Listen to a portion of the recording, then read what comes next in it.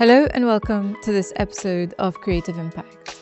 This episode addresses the world of advertising. The advertising industry plays a pivotal role in society by shaping consumer culture, driving economic growth, and also influencing public discourse. Through advertising, businesses can engage with consumers, guiding purchase decisions and fostering competition that leads to innovation and better products. Culturally, advertising reflects and also helps set trends and often shaping societal norms and values. Let's also say that economically, advertising is a key driver to demand, supporting industries, creating jobs, and stimulating market growth.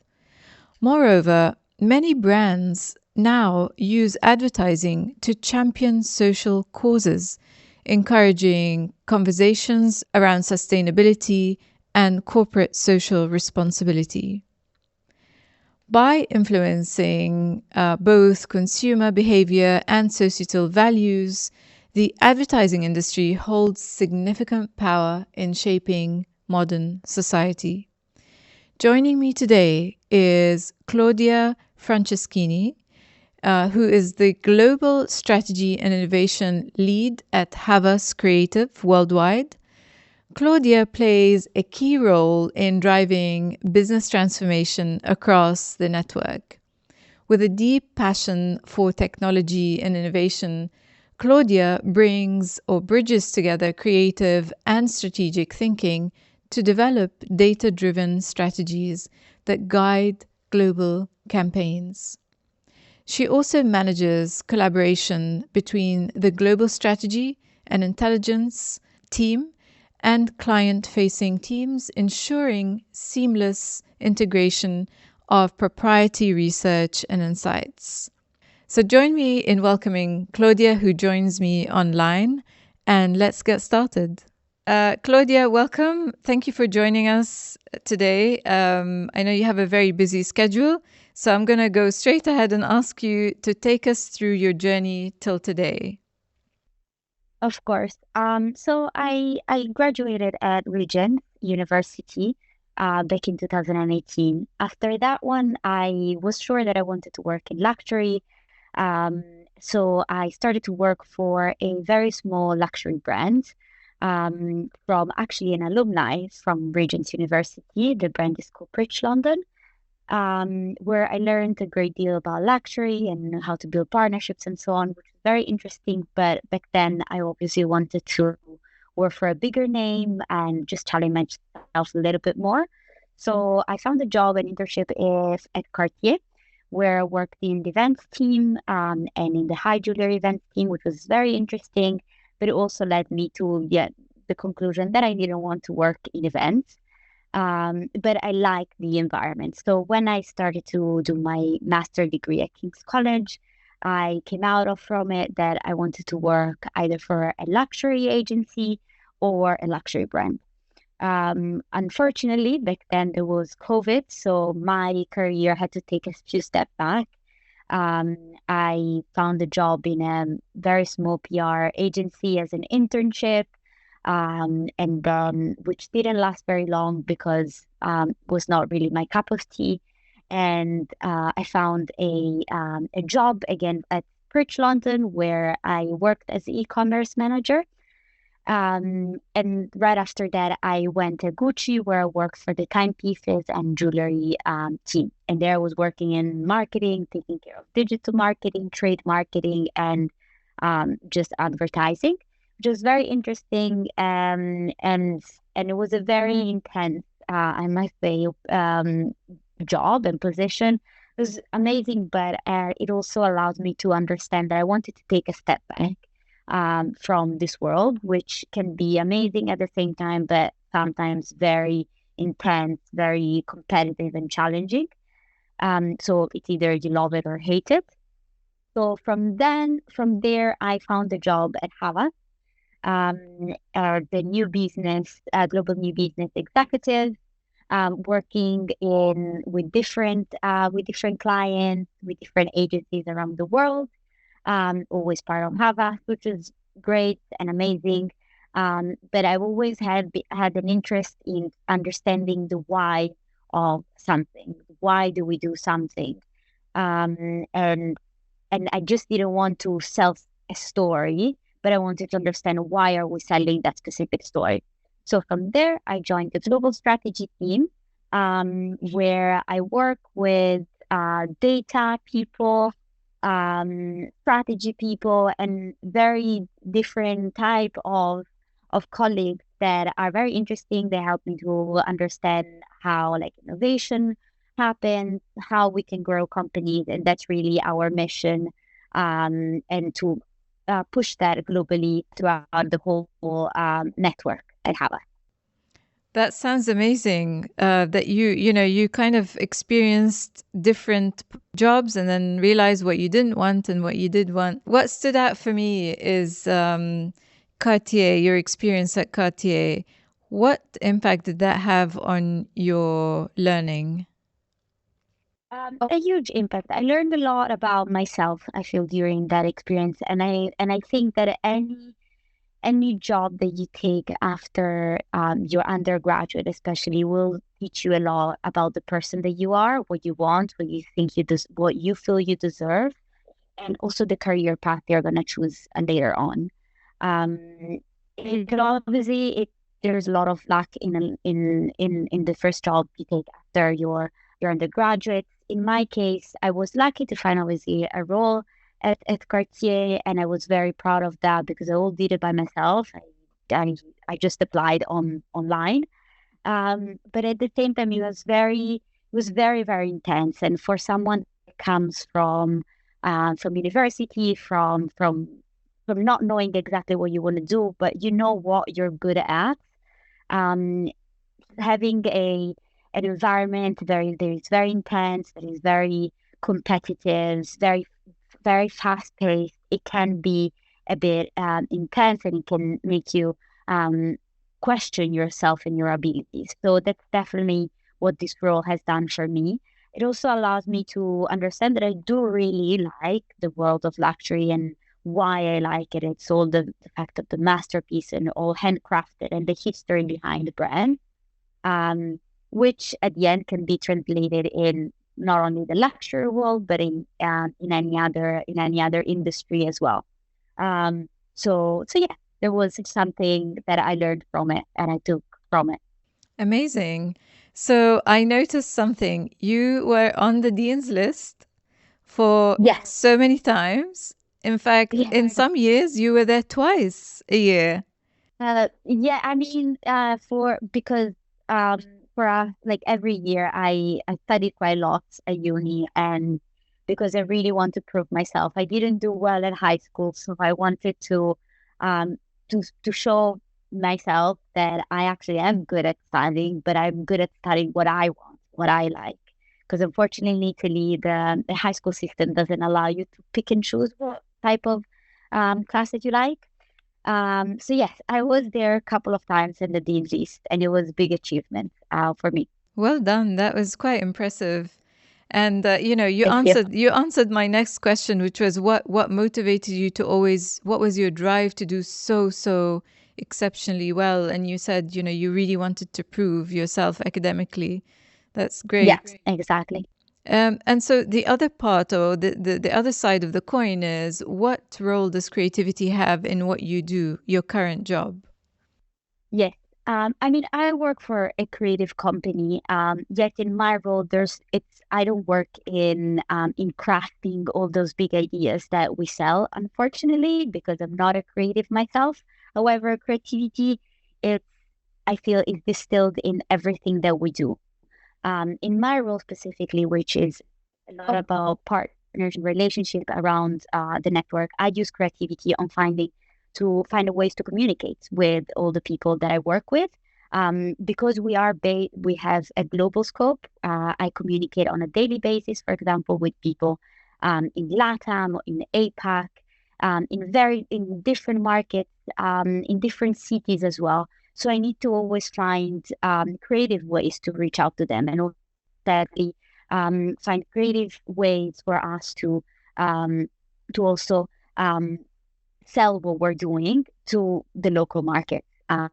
Whether if it's something, a new tool that we have created, a new process, and finding a way that it interests them, on then using it and applying them locally.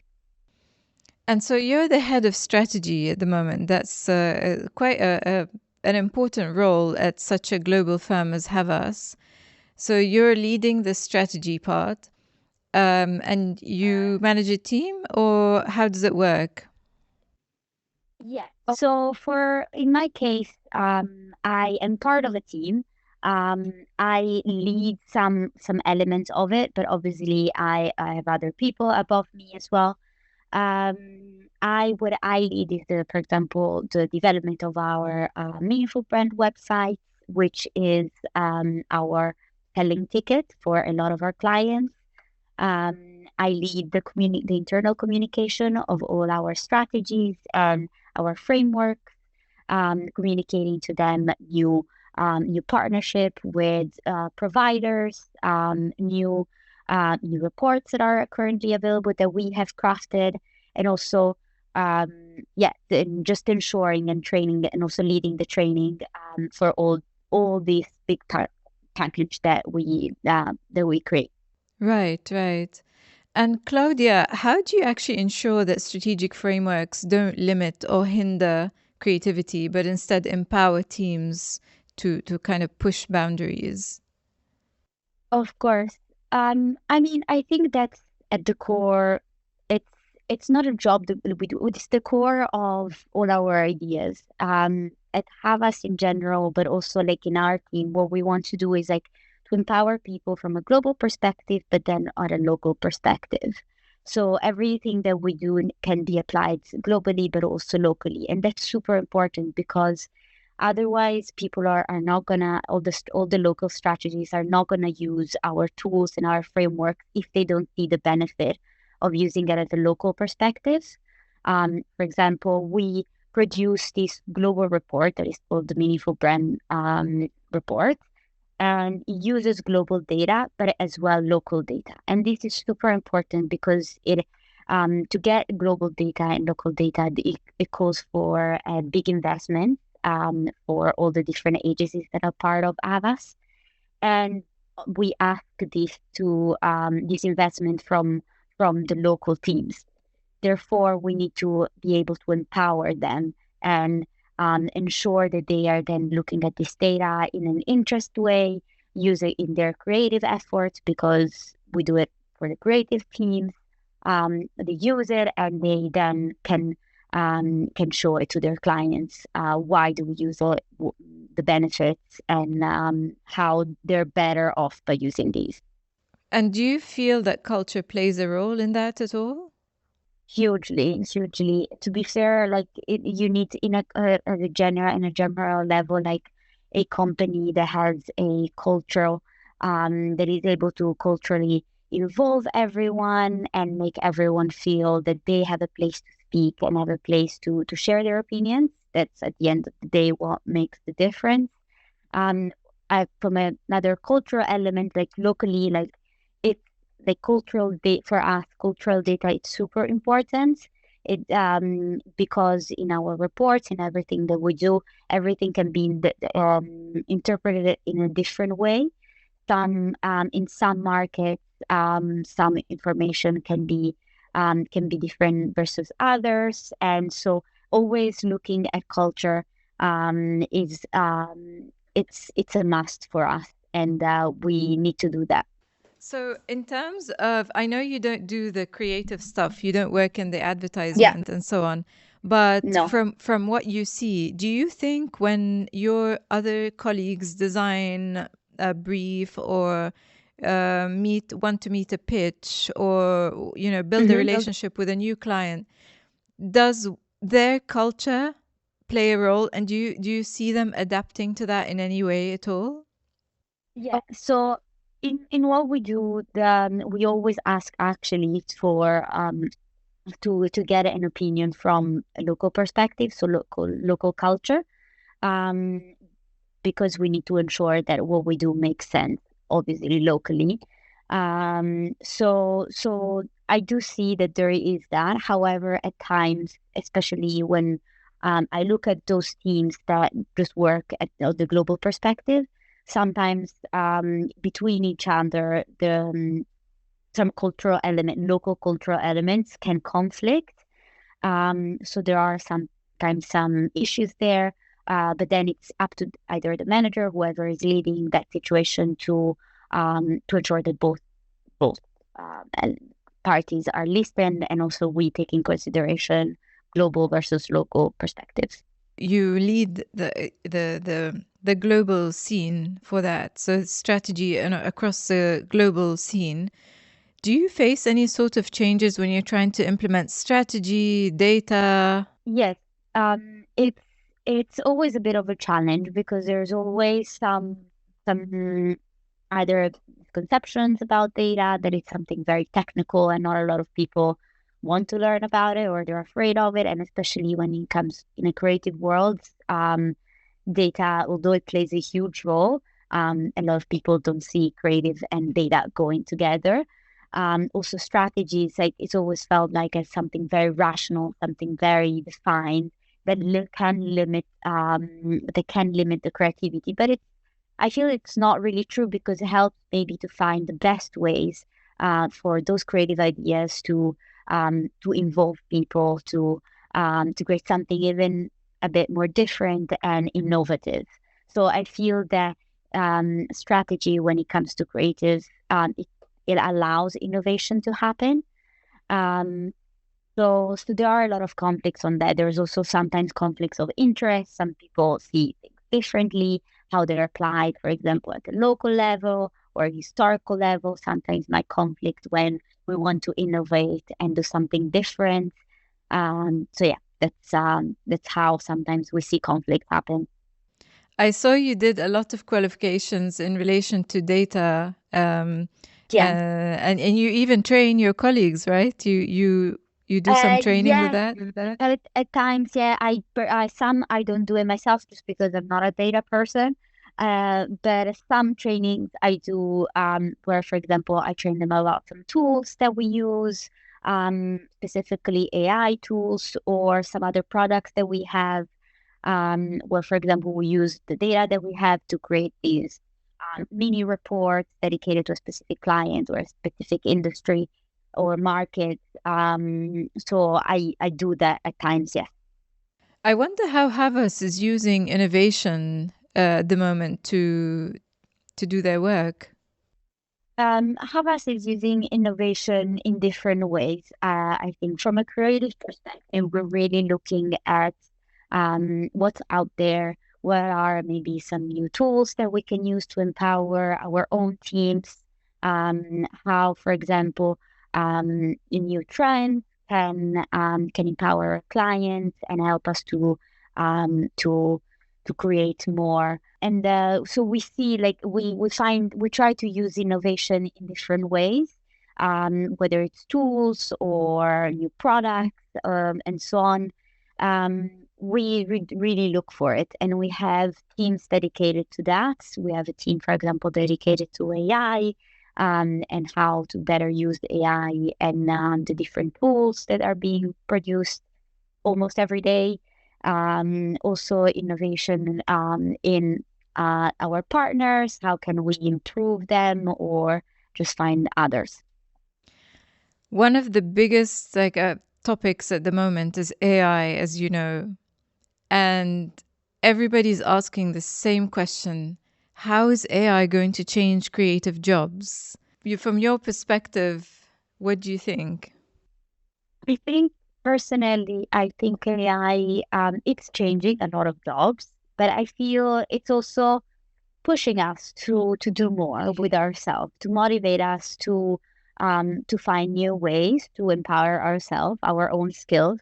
Because I also feel that from a technological perspective, in the past we might have been in a kind of a rut. We've used social media and influencer marketing, which is great.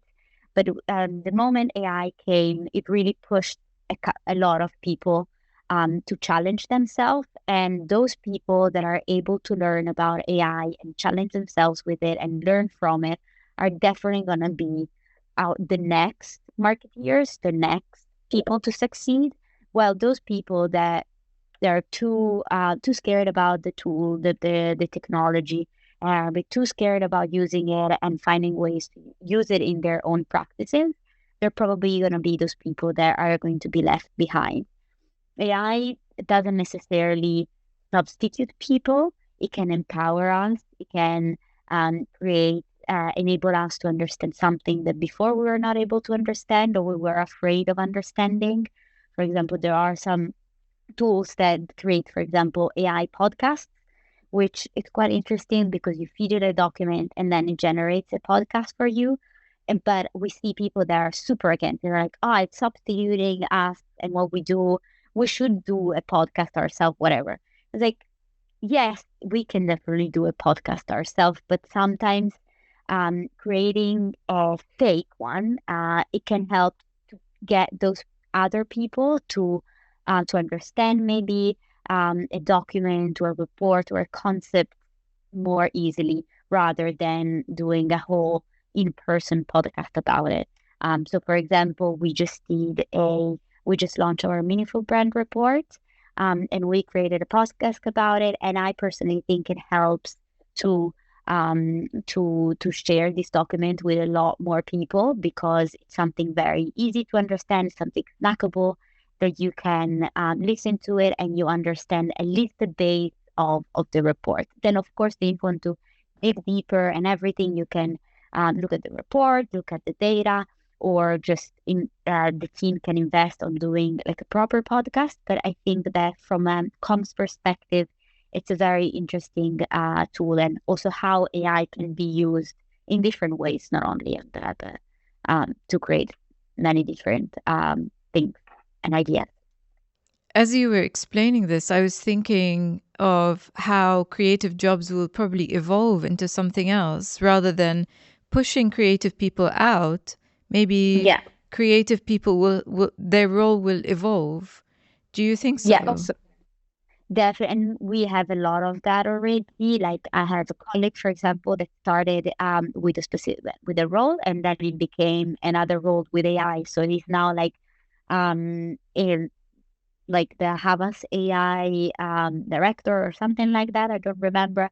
But like his job changed because of AI and because of interest in that. Or we have a pure creative person, a designer, that because he's truly interested in AI and in what the technology can give you, his role changed and he got a lot more like his position grew a lot because he was an expert on the tool and on the tech, and he was able to create things that others that didn't learn anything about AI before were able now to do against some others. So he also got some competitive advantage against some other candidates. So, Claudia, if you were to go back and give a talk at Regents to Regents alumni, and there are colleagues who want to kind of pursue the same path, go into advertising or media, what would you advise them to do? Like, what skills or character traits do they need to survive in this? I think to survive in this, you need a lot of motivation to get the job done. And a lot of agencies can differ between each other, but what really makes the difference is being able to be a bit of a chameleon. So change yourself based on the environment that you are, also on what you want to learn, and challenge yourself on that ability. Because very often in an agent, everything, but also nothing. And so there's not really a limit to what you can do, and you can really discover new skills, new capabilities by challenging yourself, being motivated. So never feel that you cannot do something because maybe you didn't do the right degree, or you didn't study that specific lesson, or you're just not good with like math or whatever. Anything like in an agency, what I realize is that you can do everything if you want to, and learn from other people, like really ask people. And very often I'm told, oh, you need to ask people if you want to learn something. Just always make question. No question is a bad question, which is really true. At the end of the day, even if you don't understand anything, for example, about data, it's super fine to ask about it and just understand better, because at the end, in an agency is like a big pot of different people with different capabilities. And when you have someone that is doesn't understand anything about it and comes to you and it shows interest, then you're even more motivated to perform well, and motivate that person to join your team or learn about the concept. So really have that drive to seek for different opportunities, different environments also, because you can be in an agency, but you can work in the new business team. But also then if you want to learn something different, then you can go to the strategy team or to the creative team or to the account management team. So there's a lot in an agency. You can prove yourself a lot there. Do you actually still deal with any luxury brands in what you do currently? Unfortunately not.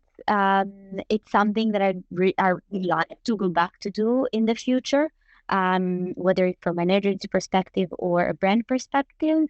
No, we don't. But we do it. For example, like the best example of it that I had was a couple of months ago. We had to do a presentation for a very famous hospitality group in Dubai, and we were looking at our data to find something about luxury that we could use to interest the client about us and basically sell what we do.